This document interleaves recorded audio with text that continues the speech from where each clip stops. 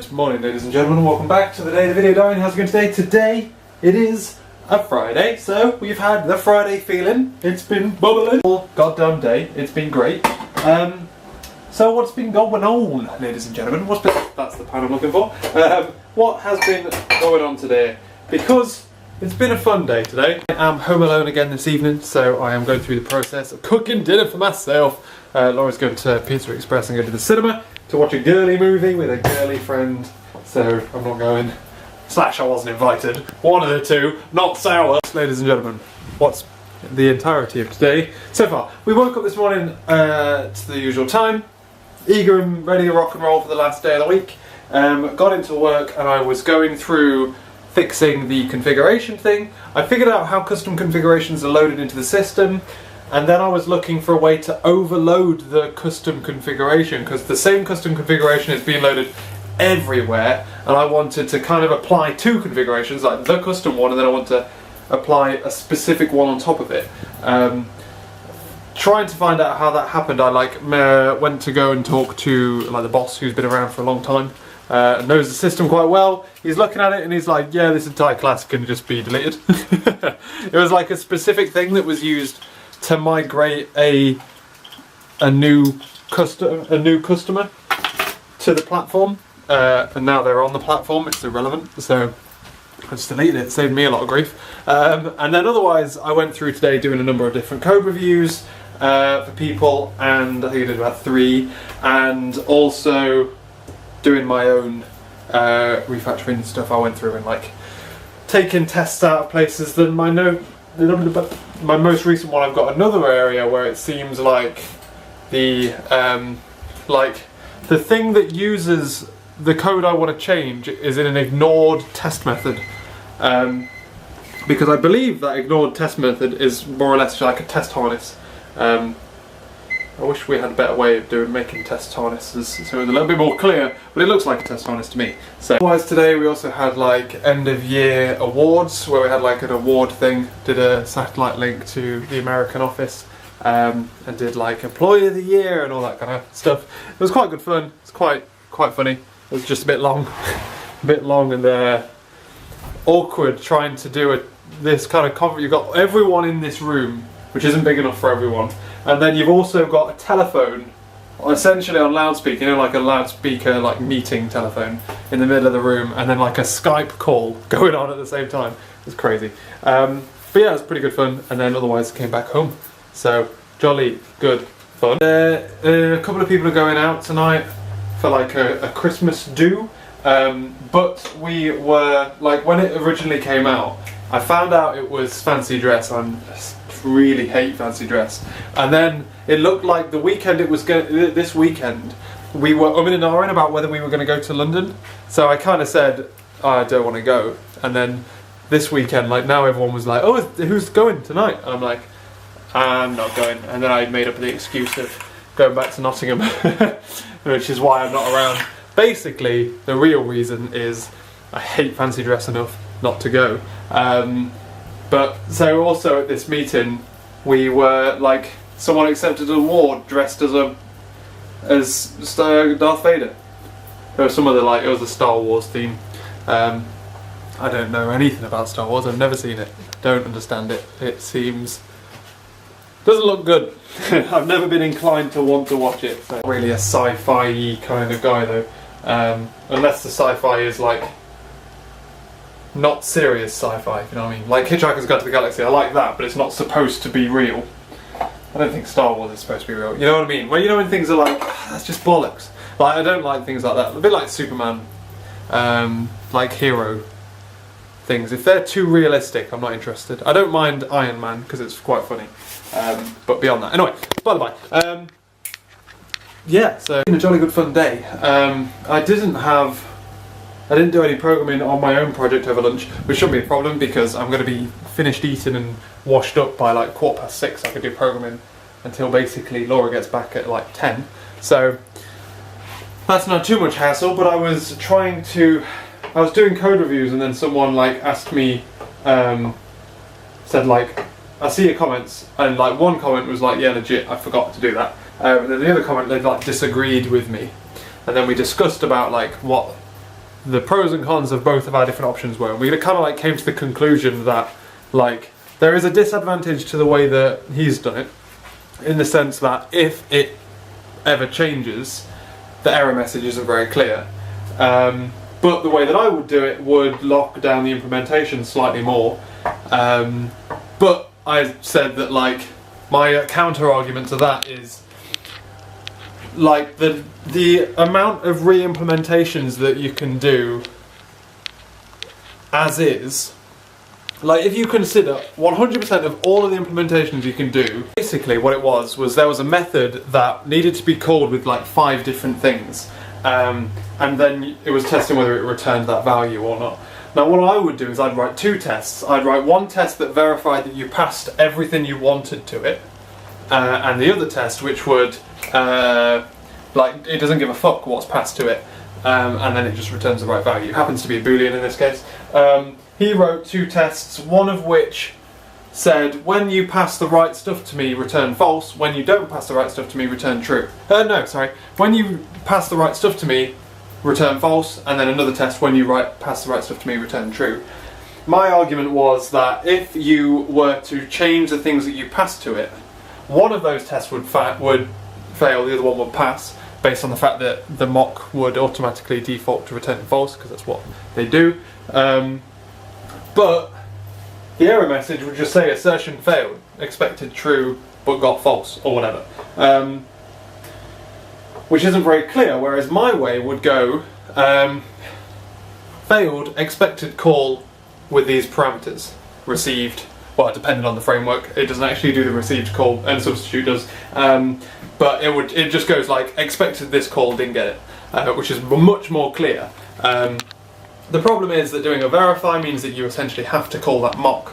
However, I was arguing that like, well, not arguing, we were discussing that like 95% of the changes you're going to make to this, you're going to have to change this test anyway, so you may as well verify it and have a better thingy. We ended up agreeing to disagree, because there are pros and cons to both.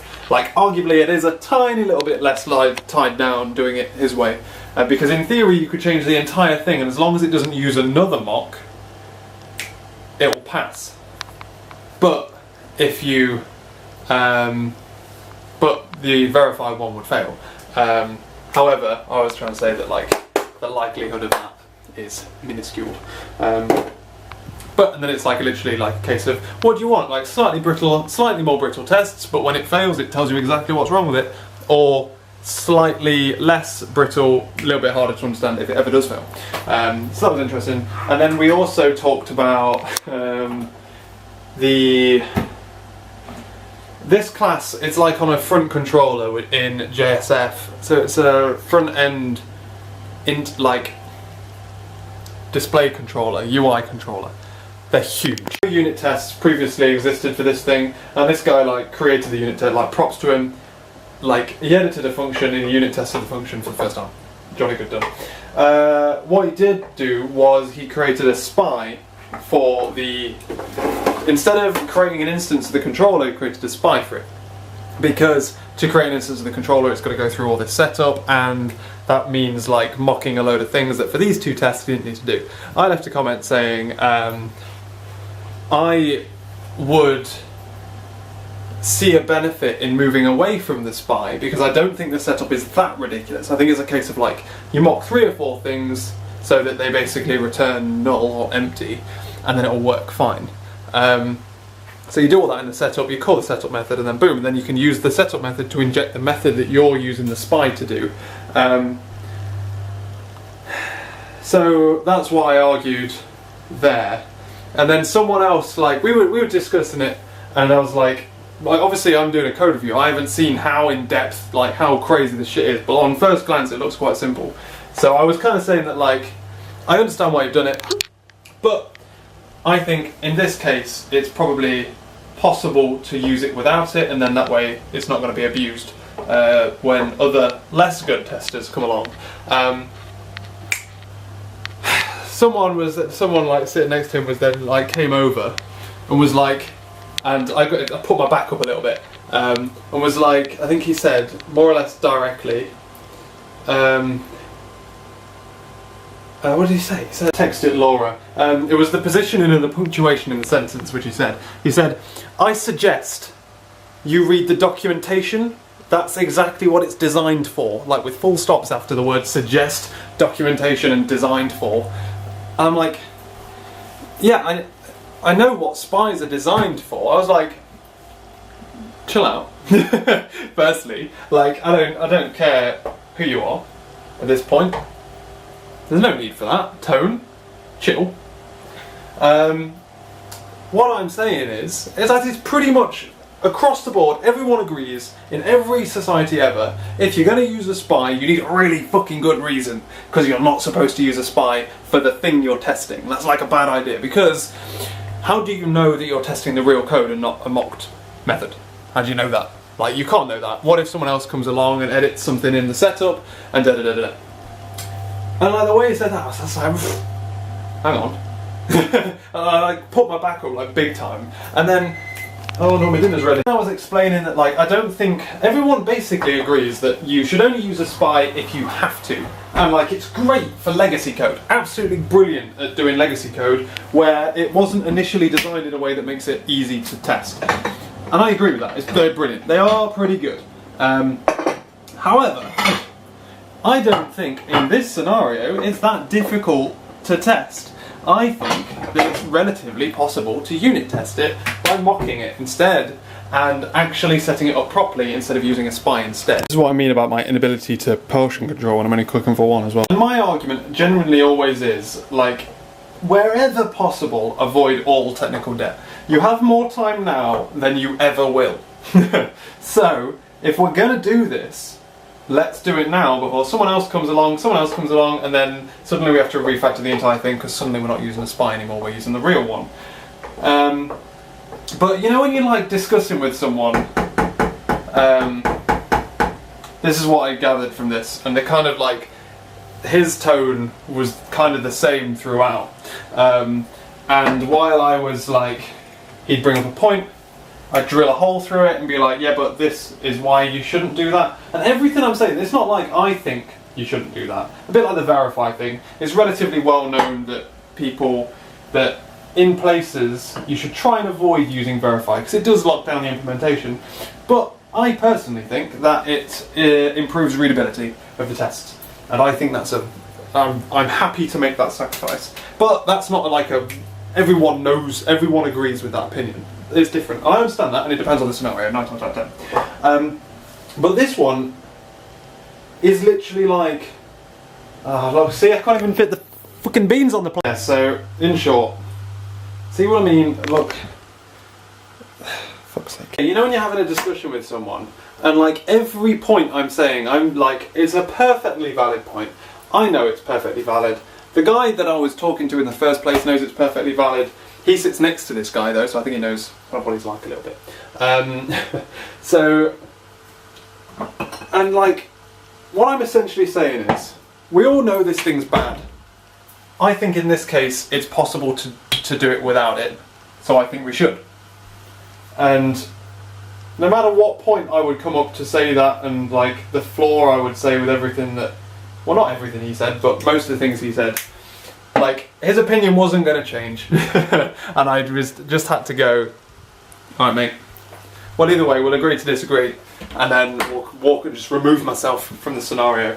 But like, yeah, I don't know, I feel like he's probably a senior developer who either isn't used to, he either expected me to just kind of go, oh sorry, and not argue, and then when I continued to argue my point, and I still wasn't proved wrong in the end of it, as far as I'm concerned, looking to be proved wrong. 9 times out of 10, if I go into a debate with someone about something, I have an opinion, but I'm looking for your opinion. Like, my opinion on the verify thing has changed slightly. In that scenario, I would verify it, personally, but I can see the value in what you're doing, and I hadn't considered it like that before, so I've learned something today from that. But this guy didn't approach that debate with the same eagerness to learn as I did.